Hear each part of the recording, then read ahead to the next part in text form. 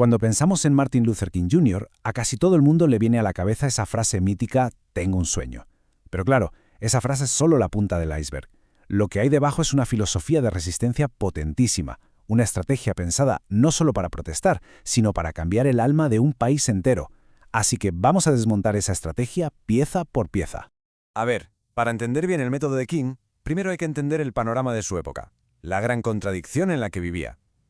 Estamos a mediados del siglo XX, y Estados Unidos se vende al mundo como el gran defensor de la libertad, de la democracia. Pero claro, esa era la fachada.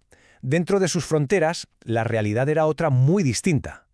Esa imagen de libertad se daba de bruces con la cruda realidad de las llamadas leyes Jim Crow, que no eran otra cosa que un sistema legal diseñado para mantener la desigualdad racial.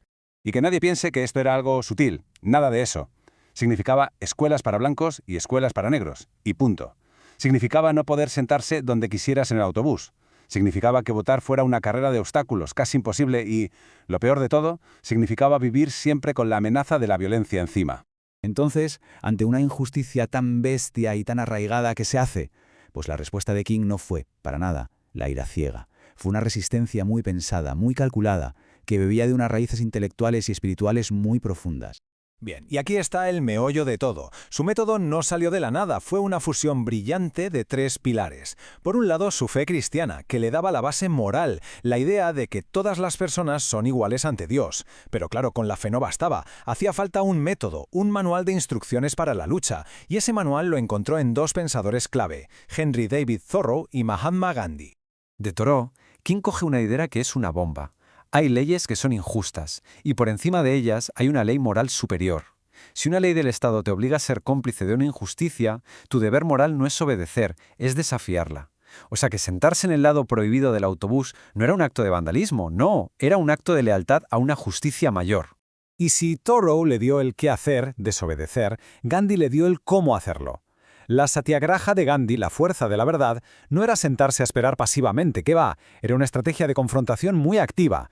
La idea era crear una situación de tensión pero sin usar la violencia, para forzar al oponente a mostrar su cara más violenta y represiva delante de todo el mundo.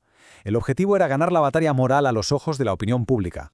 Y ahí la tenemos. Esa es la fórmula magistral.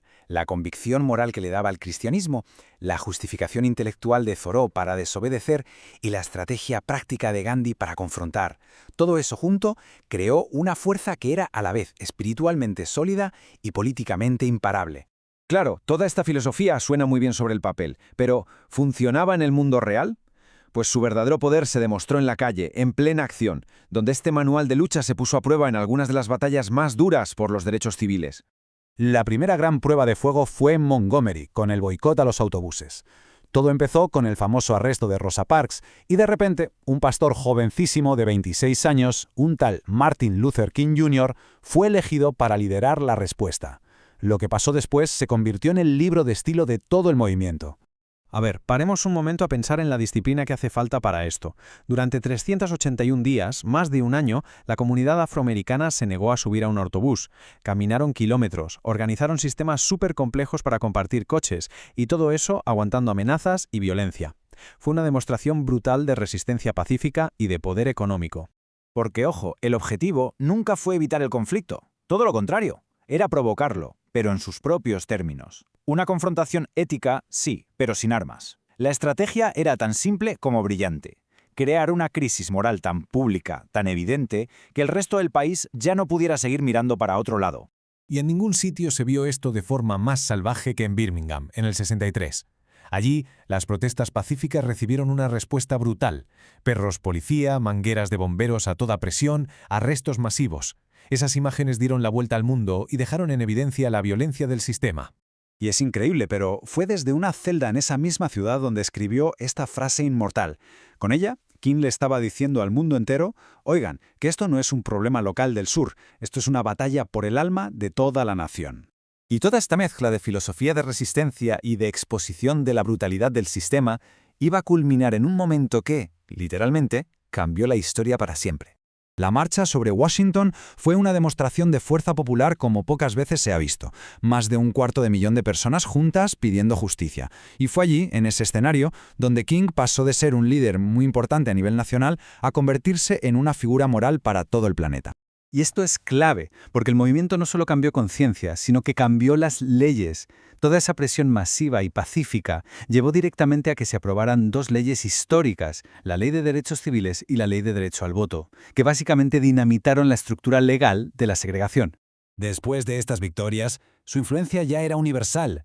En 1964 le dieron el Premio Nobel de la Paz, lo que lo consolidó definitivamente como una de las voces morales más importantes del siglo XX. Y todo esto nos lleva a una última pregunta. El sueño de King nunca fue solo un discurso bonito. Era una exigencia muy concreta, una hoja de ruta para conseguir justicia. Y la cuestión que su legado nos plantea hoy es, ¿estamos tratando ese sueño como una pieza de museo, como algo del pasado, o como lo que realmente es, un desafío que sigue muy, pero que muy vivo en el presente?